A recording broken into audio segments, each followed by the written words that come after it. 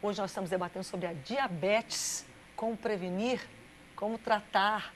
Né? Discutimos nesse último bloco o tipo 1, o tipo 2, sabemos que existe o gestacional. Rapidinho, o gestacional, o que ocasiona, o que causa ele e como lidar e tratar?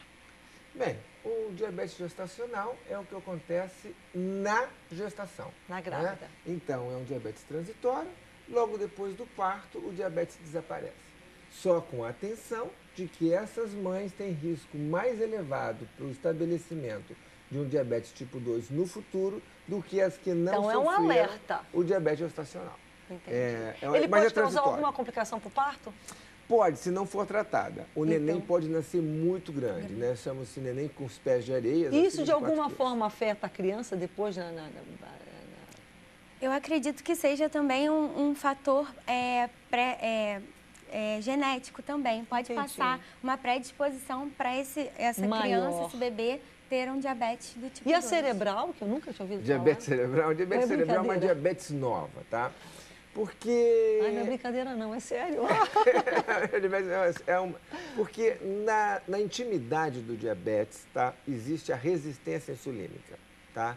Então, o cérebro que possui resistência insulínica tem mais chance de desenvolver a doença de Alzheimer, tá?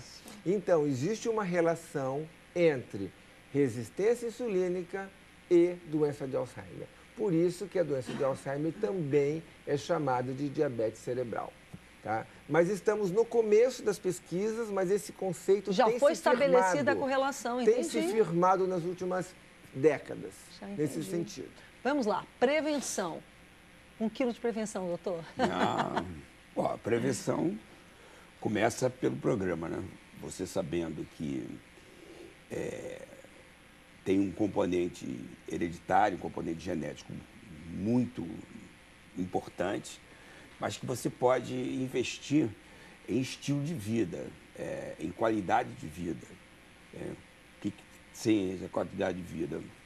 Atividade física, um treinamento de controle de respiração, um treinamento de controle das emoções, trabalhar o autodesenvolvimento pessoal para conseguir lidar com os desafios, o dia a dia, de uma forma proativa, de uma forma mais amadurecida, ao invés de reagir aos problemas do dia a dia. Então, investir menos em coisas e mais em pessoas em si, em relacionamento, nesse cuidado. Desenvolvimento pessoal. É uma coisa que foi abandonada pela nossa cultura. Eu tenho oportunidade de ver casos de diabetes já estabelecidos, mas com dificuldade de controle, de equilíbrio da glicemia em função da vida que aquela pessoa está passando. Então, a gente percebe nitidamente que quando existe uma dificuldade de você controlar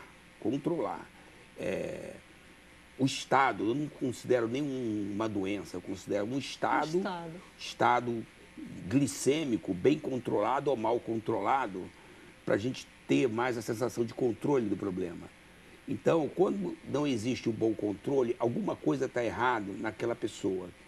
Então, a gente normalmente não dá atenção ao lado emocional, psicológico, comportamental. A gente fica muito focado na glicemia, familiar, enfim, tudo que está... na insulina, nos remédios, nas dietas, mas a gente esquece que ali tem uma pessoa. Então, eu tenho muitos casos de pessoas que você não consegue um bom equilíbrio. Quando você começa a investigar aqui... Você vê, são situações que a pessoa tem um nível de incapacidade de resolver de acordo com suas expectativas, as suas demandas de vida, que aí não há santo que equilibre aquele diabetes. Então, a prevenção é lógico, depois do que eu falei, se você é indisposto para exercício, se você não tolera exercício, se você não tem paciência...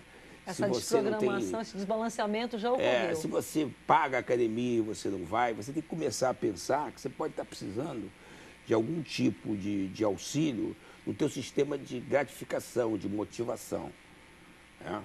Também, se você não consegue seguir as orientações, você também pode precisar de algum tipo de ajuda para você melhorar um pouco detalhes da sua personalidade. Que o diabético ele tem também um perfil, ele tem um perfil de personalidade. Muitas vezes ele se descuida demais. Entendi. Então, a prevenção é investir nesse todo, nesse ser humano. Muito pertinente. Ele mencionou justamente o cuidado, essas orientações do exercício, de alimentação. Tânia, ele orienta a gente. Pois não só no diabetes, mas principalmente para o diabetes e para outras doenças que podem estar caracterizando o diabetes, como obesidade, a síndrome metabólica, que é o conjunto de fatores. A gente, cada pessoa tem que cuidar mais de si, né?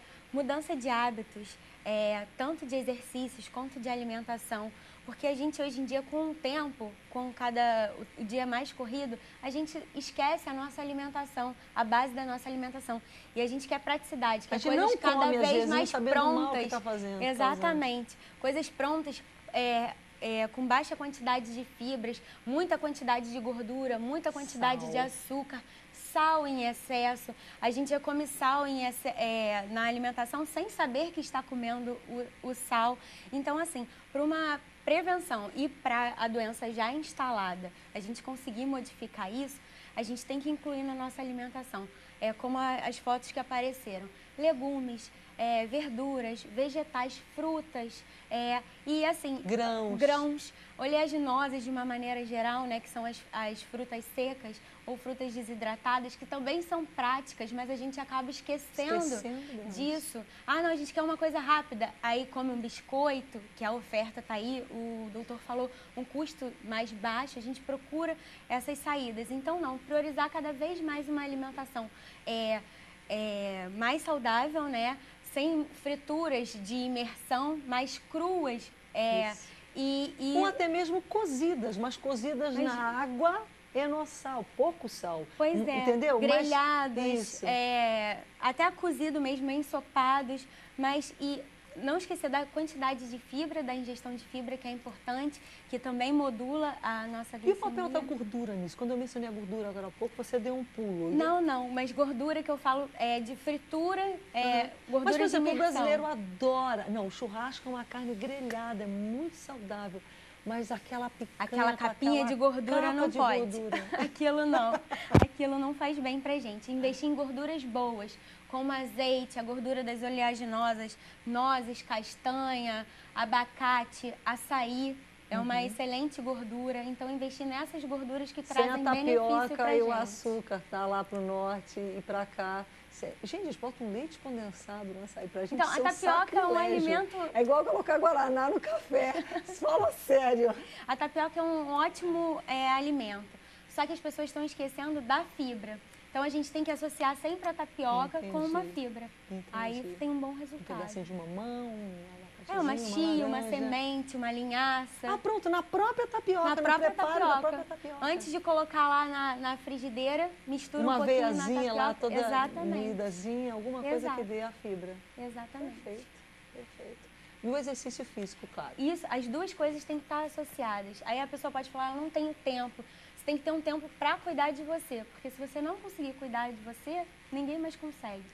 Uma vez feito, a gente sabe que, pena que o nosso tempo é tão curto, mas a gente pode, e de alguma forma, tudo que você nos passou é algo que é bastante divulgado, mas é como o doutor falou, a pessoa simplesmente não faz, ela não consegue fazer, ter aquela iniciativa. Nós sabemos o que define quando uma pessoa precisa começar a tomar insulina. Ou seja, quando é definido que simplesmente o comportamento em termos da prevenção, fazendo mais exercício ou cuidando da alimentação não vai resolver. Naturalmente, o médico vai tomar essa decisão. Como é que é isso? O momento de começar uma insulina, né? É dependente do nível do controle glicêmico. Entendi. A tendência hoje, no diabetes tipo 2, nós usarmos menos insulina. Por quê? A insulina engorda. Entendi. É um efeito colateral indesejável para aquele diabético que já é gordo. Entendi. Né? Mas o médico fica entre a cruz e a espada. Controla a glicose com a insulina, mas o efeito colateral aumenta o peso. Aumentando o peso, piora o controle da glicemia, aumenta a dose de insulina.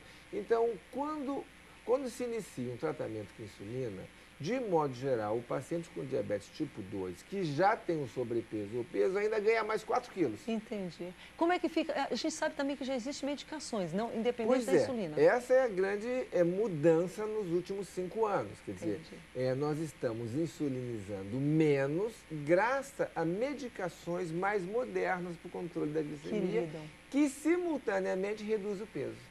Perfeito. Aí sim, então, hoje em dia a medicina e o tratamento do diabetes saiu de um quadradinho e passou a ser muito mais versátil. Como é que alguém chega ao ponto de perder a visão ou começar a perder feridas não cicatrizarem? O que faz? Enfim, como é que você chega a isso? Mau controle do diabetes. Mau controle. Existe uma relação bem direta. Mau controle muito Diabetes bem controlado, saúde. Diabetes mal controlado, Então é possível, doença. claro que isso não dá moleza para ninguém. Tanto que o senhor mencionou, não sei se o senhor se importa de mencionar, o senhor controla a diabetes? Controle, eu mesmo sou diabético tipo 1 de início tardio. Eu uso o controle remoto, Olha aí. que eu falei das crianças, Pronto. tá? Que é o padrão ouro de tratamento hoje em dia. O padrão ouro é o termo que a gente usa como melhor tratamento, tá? E o objetivo é ter o melhor controle possível para ter boa saúde. É uma construção diária. Entendi, né? entendi. Assim Havendo, portanto, essa interação, naturalmente que tem que ter o apoio da família, enfim, eu imagino que é uma coisa que é muito